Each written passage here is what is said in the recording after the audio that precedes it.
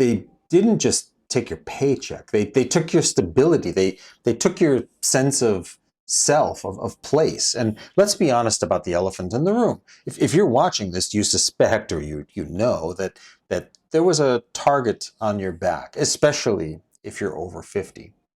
Right now, you probably have this feeling of something hot and heavy and sharp right in the center of your chest. That's anger. And society tells people our age to be dignified, to bow out gracefully, to retire quickly, to ride off into the sunset. And I'm here to tell you, no bullshit. You have every right to be furious.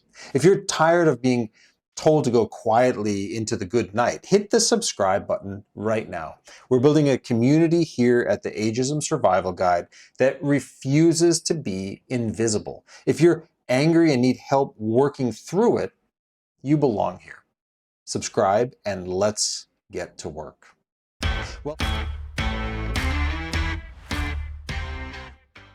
Welcome to phase 2 of job loss grief. We've talked about denial, the shock. Well, now that shock has worn off and the pain is setting in, but the brain, it doesn't like pain, so it turns it into anger. And anger is better than pain because anger feels powerful. You're mad at the boss who fired you. You're mad at the HR department with their stupid rehearsed scripts. You're mad at the younger worker who kept their job because they're cheaper. And you're probably even mad at yourself. But here's the truth. Anger is energy. It's pure, raw, nuclear energy. And if you bottle it up, it becomes bitterness, and bitterness will age you faster than time ever could. But if you let it explode, you're going to end up burning bridges that you probably will need later. So today, we're going to learn how to take that nuclear energy of anger and stick it into an engine of usefulness. We're not going to calm down. No, not yet. We're going to use it. Let's look at what's physically happening to you. When you got let go, your brain perceived this threat to your survival. It flooded your system with cortisol and adrenaline. You were in this fight or flight mode, but there's nobody, of course, to physically fight, and I don't condone violence in this situation.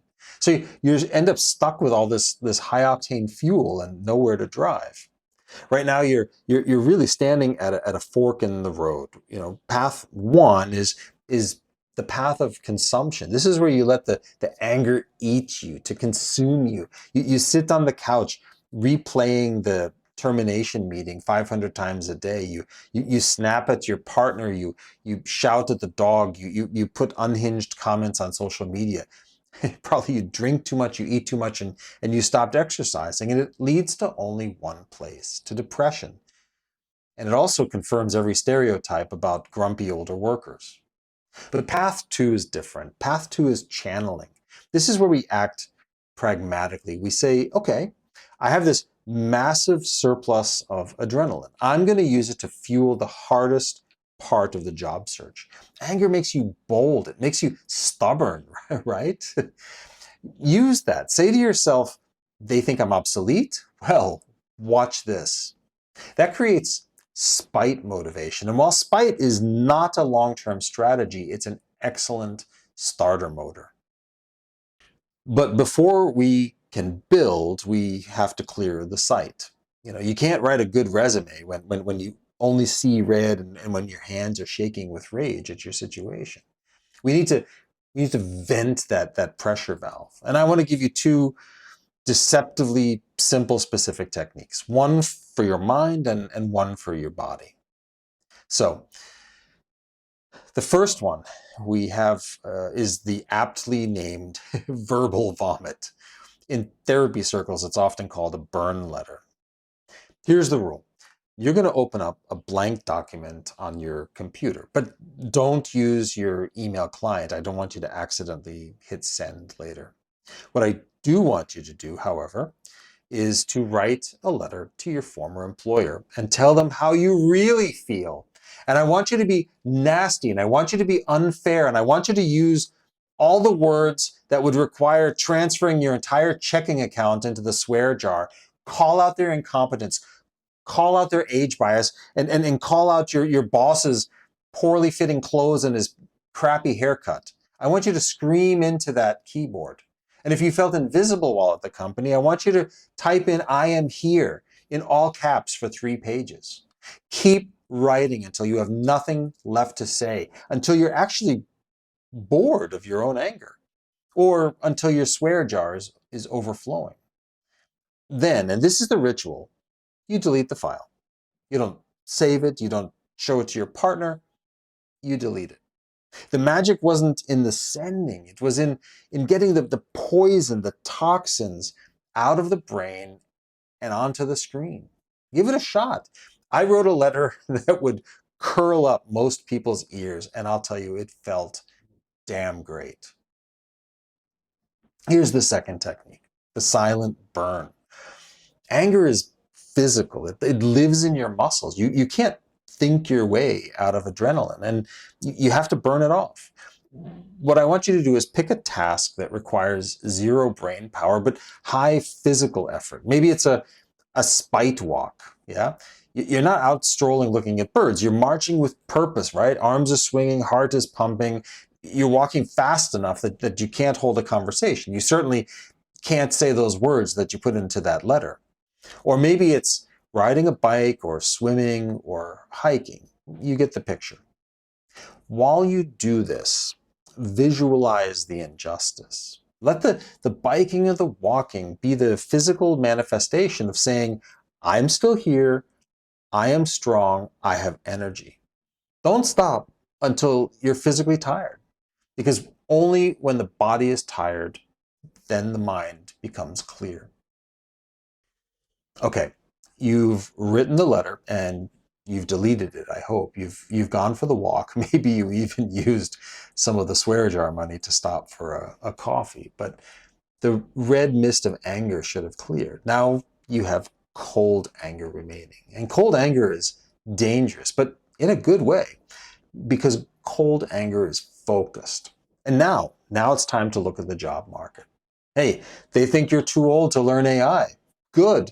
Then spend the weekend mastering ChatGPT just to prove them wrong.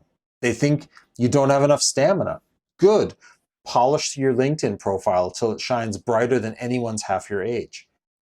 Use this to bring your resume up to modern ATS compatible standards. Practice writing your cover letters. Refresh your bio page. Use that "I'll show them" energy to get over the fear of rejection. See, when you're sad, rejection hurts. It bites. I remember feeling injured with every unanswered application in those black hole job portals, or with the receipt of each rejection letter. But when you're angry, rejection just adds fuel to the fire to show them. This is the phase where you audit your skills, not with insecurity, but with defiance, yeah? I managed budgets larger than your entire revenue stream. I navigated my company through 3 recessions. I know more than a room full of younger workers who Google all day. I'm an asset. Let the anger armor you against your own self-doubt of your skills and your self-value. But here's the warning. You can't run on anger forever. It's a dirty fuel, and eventually it's going to foul the engine.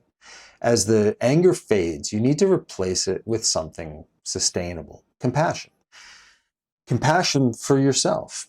This was the mistake that I made. I was merciless to myself. I flogged myself to do better.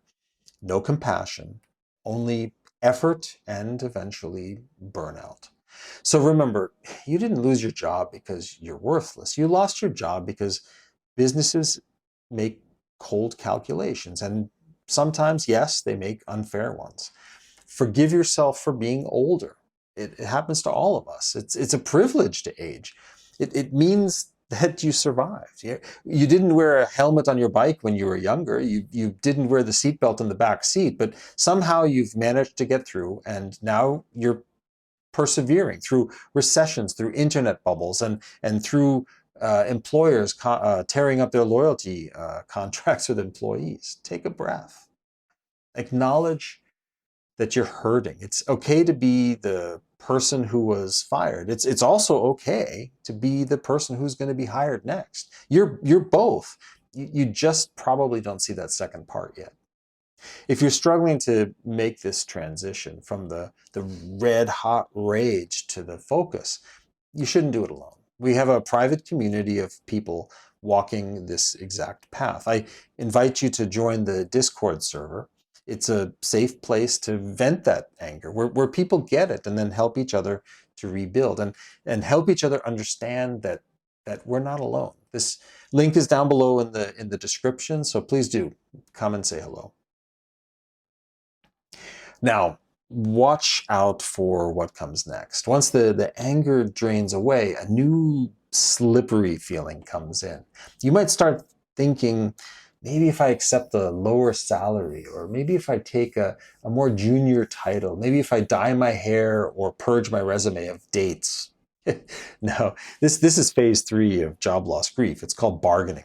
And it's the temptation to compromise your principles and your worth just to get back in the game. It's a dangerous trap. And next week, we're going to talk about how to navigate that without selling your soul or selling out yourself. As I say, youth runs fast, but age knows the terrain, even the rocky parts, especially the rocky parts. I'll see you next time.